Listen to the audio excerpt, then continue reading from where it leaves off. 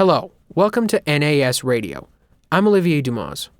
World War II was one of the most costly world conflicts in the 20th century, and of the many battles, losses, and victories, the soldiers, airmen, and sailors who were captured and sent off to wait out the war in holding camps across Eastern and Western Europe have many stories to tell.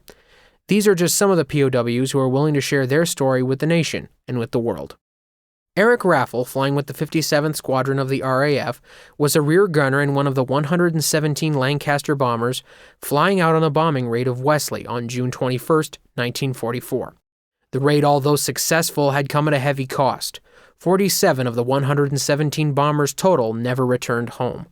Having been heavily damaged and now in the process of bailing out, none of the men on board the now burning heavy bomber knew what was in store for them if they survived the drop to Earth.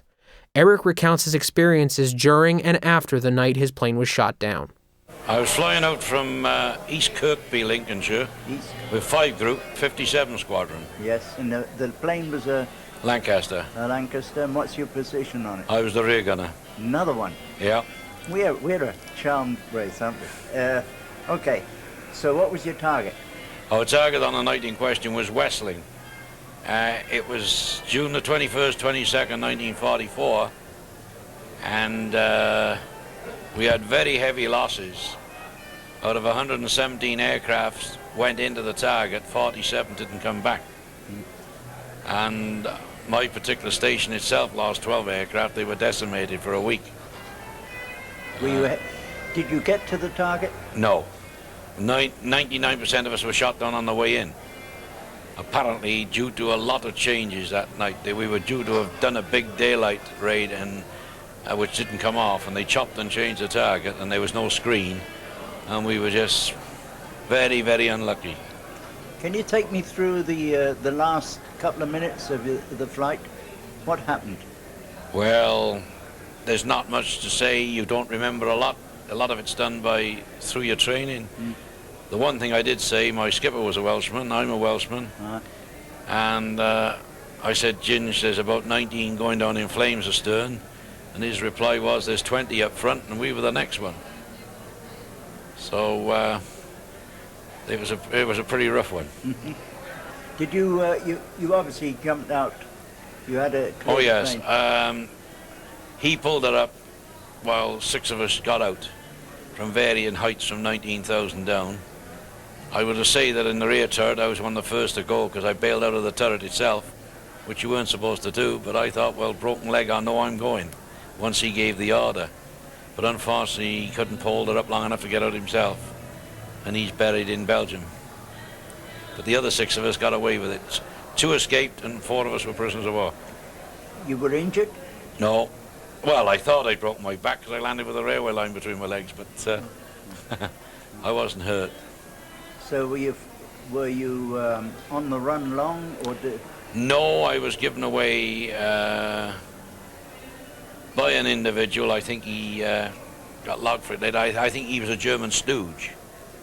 And to be honest with you, ironically, he's wearing a Canadian Warrant Officer 2 uniform. He spoke perfect, well, Canadian if you want to say the word, but he spoke too fluent German for my liking, and I think he was a stooge put in. Oh, I had seen him in this country, so I think he was one of these that was, well, it happened both sides. It was a job to say what sort of a fella he was, really. But he definitely wasn't British or Canadian. He was he'd been put over into England and then gone back again. That's how it worked out. What stalag did you finish up in? I finished up in Luft 7. Many people there? No, we were a new camp. I didn't get there till, the camp didn't open till June 1944. I was number 231 there in July 44, and we marched up from the Russians after Christmas in 45, and there were only 1,300 of us then, and there was no other nationalities anywhere around us, none whatsoever. We were just a little compound, well, aircrew NCOs, that was all, with one pilot officer as our Pete Thompson, an Australian, who was the camp leader. What kind of treatment did you get, generally speaking? We weren't too bad until the march, and we marched out with no Red Cross passes, no nothing. I lost over 5 stone, that's about 70 pounds on the march. Well, we had nothing. And then, of course, we ended up with the Russians then, and that was worse. Yeah. Did you lose many men on the march? To the best of my knowledge, very, very few. I don't think I know of any. We did have some that escaped, but because the result of that, I can't tell you whether we lost any. I mean, the ordinary individual wouldn't know that as such. In that situation, did you feel that you would survive? Did you get depressed? I think the answer to that question is the fact that youth, and it was youth after all. I mean, I was a prisoner of war on my 20th birthday and on my 21st. I think youth has got that exuberance that doesn't make them depressed.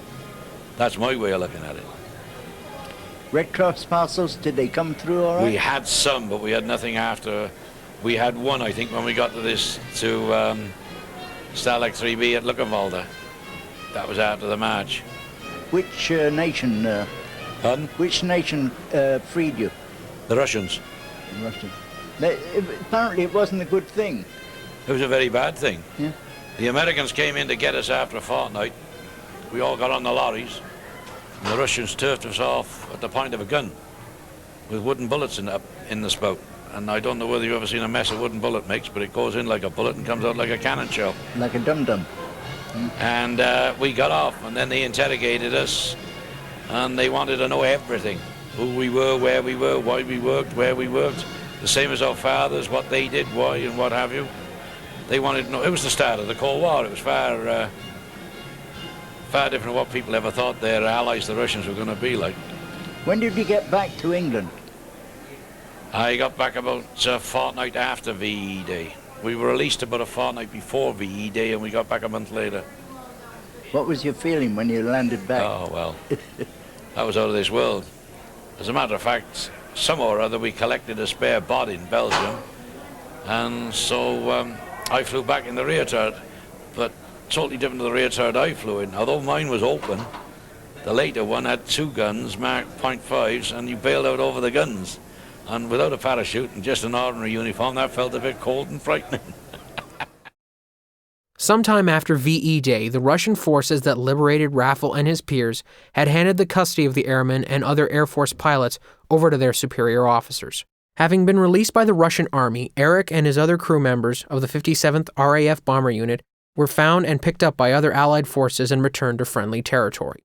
For more information about NAS Radio and the Nanton Aviation Station, contact 613-552-5000. This has been an NAS Radio production.